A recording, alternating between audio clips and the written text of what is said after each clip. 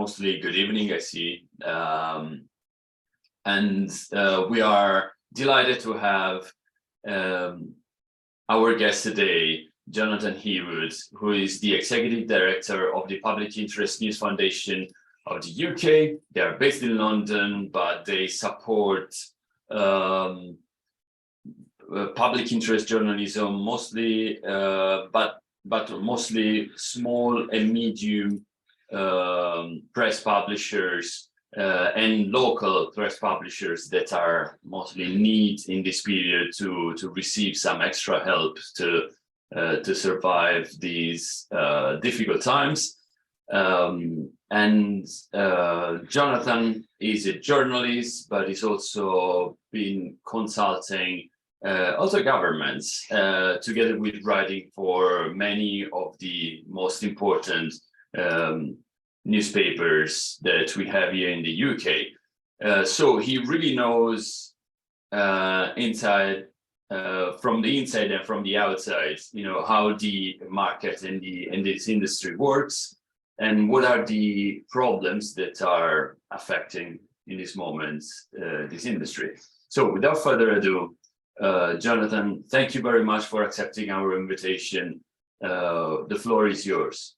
Thank you very much, Claudio and Masako, for inviting me and for running this very valuable series of seminars. I've watched several of the other seminars and I've always learned something. So I hope I will be able to add to your knowledge and understanding. But also I'm very keen to ask you and your colleagues some questions. So my rough plan for my presentation, which will run for 20 to 30 minutes, is I'll just say a little bit about the Public Interest News Foundation, or PINF, about our values and objectives. Then I'll talk a little bit about independent news publishers in the UK, by which I mean small publishers with turnover below £2 million annually, and publishers which are independent of larger commercial or political interests. I'll talk about their reach, their revenues, their social impact, and the challenges that they face, particularly the challenges from social media platforms. And then for most of my talk, I will be looking at the forthcoming Digital Competition Bill, which is the principal mechanism that the UK government has proposed to address the publisher platform challenges, which are the subject of this seminar. I'll look at the aims of the bill, and then I'll look at some of what I see as tensions within the bill, and I will conclude by actually inviting you to help us think about those tensions and how we might resolve them in the interests of supporting independent public interest news. So that's the plan. So the Public Interest News Foundation, or PINF, so we've been around for about 3 years now, so a fairly new charity set up because of the crisis that we see in public interest journalism. So how do we define public interest news? Well, we define it as ethical and impartial journalism that informs and empowers the public about matters that are relevant to them as citizens. And that could be very small local affairs, it could be very large national or international affairs. It might include soft news as well as hard news. So for example, at a local level, that might include information about charity fundraising events or community sports or activities at the local school or the leisure centre, etc. Or it might include reporting on the Ukraine crisis or the situation in Iran. It could be anything on that spectrum, but the common factor is matters that are relevant to us as citizens. We believe that everybody in the UK should benefit from public interest news that speaks to them, for them, and with them. And in particular, we believe that smaller publishers, those which are independent of political and commercial interests, we believe that those independent publishers have a really important role to play in the wider news economy, not least because they, being small, they can reach places and reach audiences that larger publishers simply can't reach. So in the interests of a plural and diverse news economy, we focus on the particular challenges faced by those small independent publishers, and our mission is to help ensure the sustainability of those independent publishers in communities across the UK. And our objectives in practice are to build their capacity through providing them with funding and leadership training and networking, to conduct and share research into the sector so that we and others can understand what's happening, and also to advocate on behalf of the sector among policymakers and funders. And our major research activity each year is that we run a survey of publishers in this sector.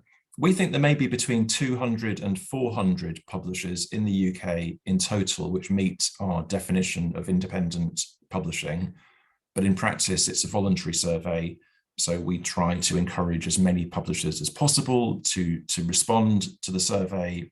In the first year, we had 56 responses. This year, we had 72. Next year, we hope to reach at least 100 responses. So I can't say this is a complete analysis, but I think it's a good representative analysis. And the top line finding is that these publishers are very small. They have median revenues of only £31,000. Obviously, that's the median. Some are much bigger, some are smaller, but the typical publisher is in that £30,000 to £40,000 bracket. Professional, but small, but reaching very large audiences, reaching collectively, those 72 publishers reached 39 million people last year through their websites. And according to their own analysis, they're making a big difference to the communities that they serve and to democracy as a whole, but they face significant challenges, as do all publishers, but these challenges are rather greater for the smaller publishers around revenue, staffing, costs, and of course, the social media giants. So just a quick look at some of the examples of impact that these publishers have told us about. These are their qualitative responses to the survey. So they, for example, provided news and information on COVID, which generated huge, as they say, huge numbers of click-throughs to information about local testing and vaccine services. They have inspired local debate about what they say was a rather dodgy or unethical decision by the local council to expand the local airport.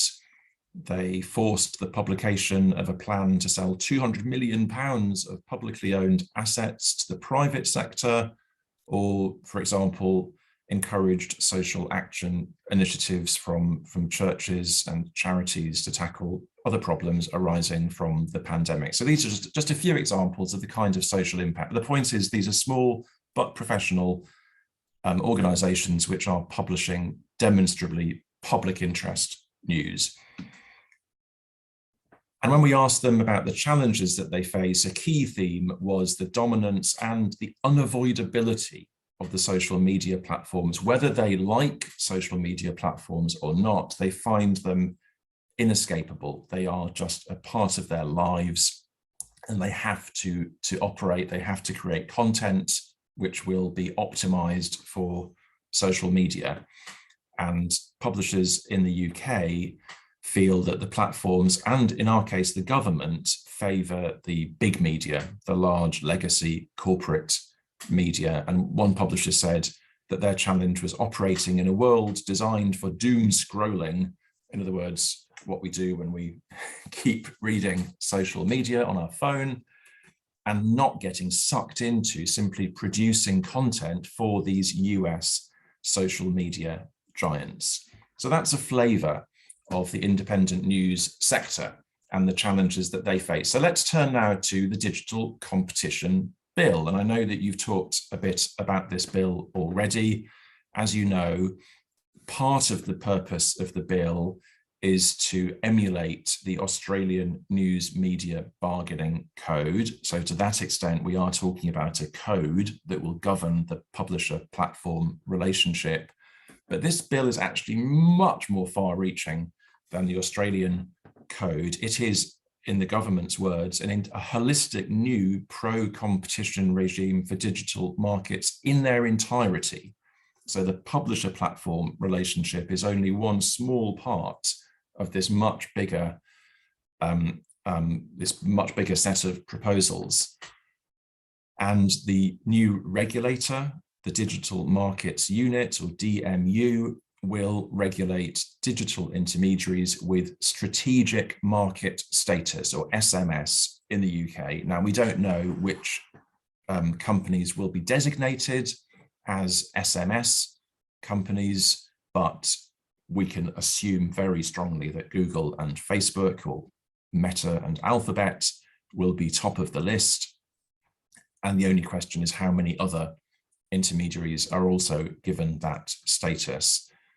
And when a company has been designated as having SMS status, then the DMU will be empowered to make both pro-competitive interventions and to enforce conduct requirements on those firms. So the DMU is about to become one of the world's most powerful regulators in the digital economy.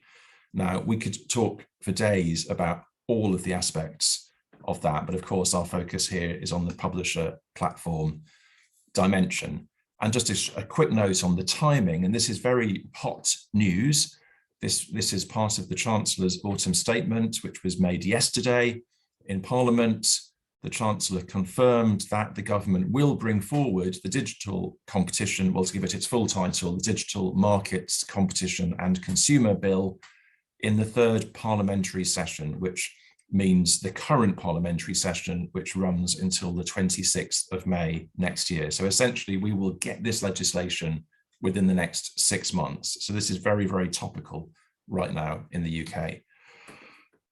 So let's focus in on the aspect of the bill which governs publisher-platform relationships. What is that intended to achieve, and how can we expect it will be achieved? And I should say, in all of this, we have not yet seen a draft of the bill or the detailed conduct requirements. So we don't know in practical terms what is on the table. What we can do, though, is we can go back and look at some of the consultation documents that the government published, and in particular, this very detailed advice which the DMU and Ofcom provided to the government last year. And I know that you've heard from Callum Miller at the DMU and Ali Abbas Ali at Ofcom, who wrote this advice, and they gave an excellent presentation about it. So I won't spend too long on their advice, but I just want to highlight a few very significant issues. So the advice to the government was that the code of conduct should govern platform publisher relations, in particular in relation to the transparency of algorithms. In other words, publishers should understand the algorithms which are being used. They should have good early warning if there's to be a change in the algorithm. In other words, they should not be completely subject to a mysterious algorithm which could make or break them. There should be some transparency. Publishers, secondly, should have some control over the presentation and branding of their content. This is so that users don't simply browse over lots of news content that has taken years and millions of pounds to generate, and those users don't even know that it's news content or don't even know which publisher is responsible for it. So the aim here is to ensure that publishers do have some control over the presentation and branding of their content, and that there should be better sharing of user data between publishers and platforms. And as we know, data is the oil of the digital media economy, and publishers are, for obvious reasons, very, they're very keen to make sure that they can get that data so they understand how users are responding to their content and that they can optimize it for those users. And finally, but I think most importantly, the DMU said that the code should redress the imbalance in bargaining power between publishers and platforms by providing a framework for the determination of fair financial terms for publishers' content where this is hosted by large platforms with strategic market status. So this really is where all of our energies and our attention, I think, should lie, because this is about money. This is the part of the code that would actually say to platforms, you must give publishers some amount of money if you are to use their content and benefit from their content on your platform or through your search engine or your other digital service that you provide. So obviously, I think most of our attention is and should be focused on this aspect.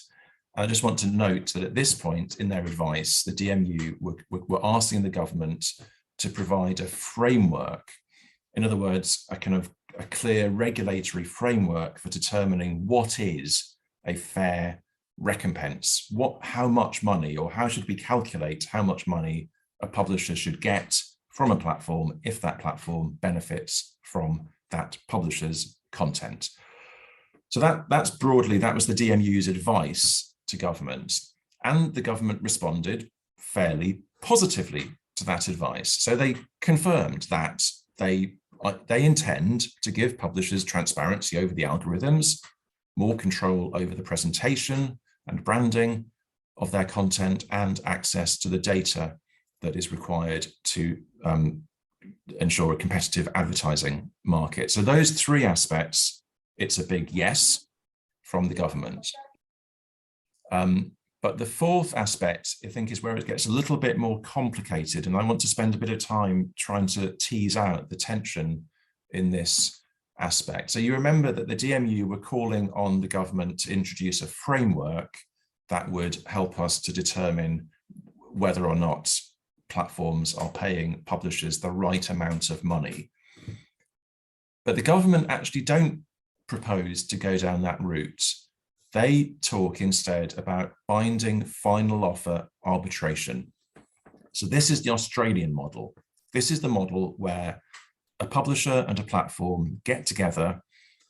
The publisher says, I would like £20 million from you for your use of my content. The platform says, rubbish, there's no way I'm giving you £20 million. I can give you £1 million. And you have these two proposals, very, very far apart. 1 million, 20 million. How on earth do we decide between 1 million or 20 million? Well, in final offer arbitration, you simply go to an arbitrator, and the arbitrator looks at both proposals and chooses one of them. So the risk for the platform is that they end up paying £20 million. The risk for the publisher is that they end up only getting £1 million. And that the idea, the rationale for binding final offer arbitration is that in practice, faced with those risks of getting a number that you really don't like, the idea is that the two parties will move closer together. So that maybe they both settle on a figure in the region of £10 million. That's the theory behind binding final offer arbitration.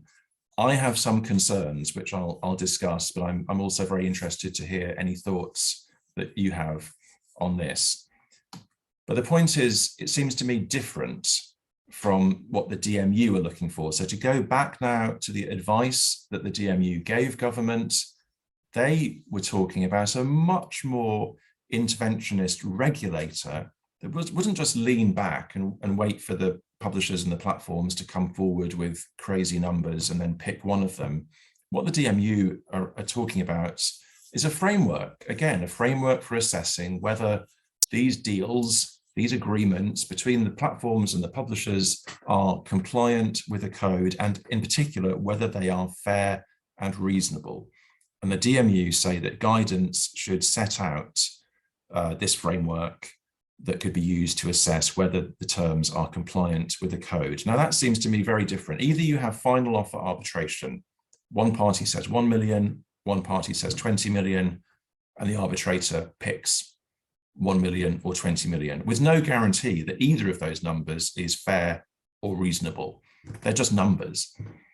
Or you have this model where the regulator actually looks at the relationship in general and comes forward with its own assessment of whether the terms are fair and reasonable. And maybe the regulator says, well, actually, the fair and reasonable number is £6.73 million based on some calculation that the regulator has made. It might not be exactly what either party wants, but it might be fair and reasonable and compliant with the code. So I hope this is clear now. I see a tension between these different ways of arriving at agreement about how much money the platform should give the publisher. And the DMU, again, I think are very helpful because they set out some of the factors that might determine what is fair and reasonable compensation or principles. And they talk in particular about the idea that we should take a broad view of the value that is created through the use of content by SMS firms, platforms, and not just the advertising revenue from paid advertising placed around the content. So what does that mean in practice? Well, it might mean that if you are a search engine and it is important for you and for your users that they can access very, very reliable and very, very topical information, then it's important to you that you host news content on your site. And that importance is not just because you can sell advertising directly next to that news content, but it's important in a much bigger way because that's why users come to your site in general. So users come to your site sometimes and they actually click on the link through to the news story in the New York Times or the Guardian or the Washington Post or a small local newspaper. But in general, even if they're not clicking on those particular links or those particular answers aren't relevant to their search, they're still coming to your platform because they know that there is that reliable news content there. So that seems to be part of the thinking of the DMU, that we should take a broad view of value. Other principles that they look at include, I think this one is very interesting, that the assessment of value should be carried out collectively for all UK publishers. In other words, we don't just say, well, The Guardian is worth £15 million a year, let's say, or £150 million a year, and The Times is worth £75 million and whatever. We don't do it case by case. We come up with a collective assessment of the entire value of the market, and then we look to find a fair split of that value between the platforms and all the content providers, all the news publishers.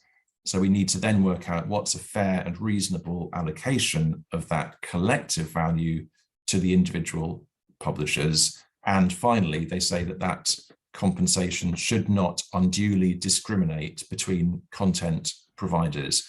So again, I like all of these proposals. I think they all sound fair. They sound like good ways of achieving a fair and reasonable split of value between platforms and publishers. And they're important because when we go back to those smaller independent publishers and we remember that how small they are, with average turnover of only £31,000, the idea that they could go into a room and negotiate with companies which have market capitalization of $1 trillion, and that they could face up to the world's most expensive lawyers and argue successfully through arbitration, to me seems impossible. I would much prefer for those small publishers who I think provide incredibly important service, public service, I would rather that they could rely on a good evidence-based regulator to come to an assessment of the joint value of the market, to come to an assessment of a fair split of that value, and to ensure that the small publishers do not suffer from discrimination, which favors the big publishers. And just to make a final point there, there's a particular problem here. In any industry, larger companies are inherently more powerful than small companies. That's the nature of capitalism. money equals power. In the news media, there is another dimension to that, where large publishers also have a kind of cultural and political power. They can frame the narrative, set the agenda. So we can't have a situation where large publishers can simply use their cultural and political power to secure disproportionately better deals than small, less well-known, more local, more niche publishers. We need a strong regulatory framework to ensure that there is a true level playing field in the interests of competition. Otherwise, competition is not served because large incumbent actors have disproportionate benefits in relation to small and startup actors. So just finally, just to go back to what the DMU are thinking, they seem to be split between saying the regulator will need effective enforcement powers to ensure compliance with the code. So that's what I would call this proactive interventionist model of regulation, which I like.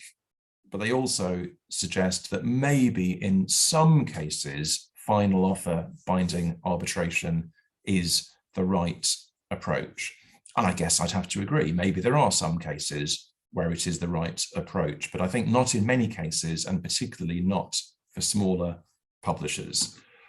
So to conclude, I would say the independent publishing sector has huge potential to provide public interest news to communities across the UK. However, as I've said, this sector faces existential challenges, and the Digital Competition Bill has some potential to address these challenges, but it must meet certain conditions. Firstly, this framework must be open to independent publishers.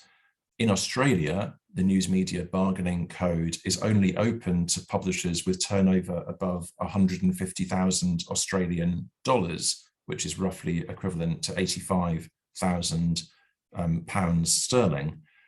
So that would immediately exclude all of those small publishers with average turnover of £31,000. So we have to bring the threshold right down to ensure that professional but small publishers are able to benefit. Secondly, this framework must recognise the unique value of these independent publishers. So when we're looking to determine the joint value of the publisher platform relationship and the content that publishers provide, I do think there must be some way of recognizing the added value of small independent publishers, particularly where they are serving communities which would otherwise go unserved, or they are covering issues which might otherwise not be covered. So this framework, I think, has to include some measure of the added value of smaller independent publishers. And finally, I do not want this framework to require small independent publishers to enter into what will always be costly and may well be very uncertain arbitration. That does not, to me, support the aim of competition or fairness. I also have a few questions. I mean, you may have questions for me, but I have some questions for you as well, which is, how can we develop a broad view of the value created through the use of news content by strategic market status firms? What are the factors? I suggested that perhaps it's the fact that audiences are more likely to go to a search engine or to use a platform because it has news content, because that's sometimes useful to them. But are there other ways that we could think about the value that's created for the platforms by the fact that they host news content? Secondly, what is a fair split of this value for independent publishers? As I've said, how can we recognize the unique and added value that independent publishers bring? And finally, is binding final offer arbitration compatible with the vision of more proactive regulation that's been set out by the Digital Markets Unit? Maybe it is. Maybe I'm wrong to see a tension here, but I'd be very interested to hear what you all think. So at that point, I think I will stop sharing and hand over to Claudio and Masako.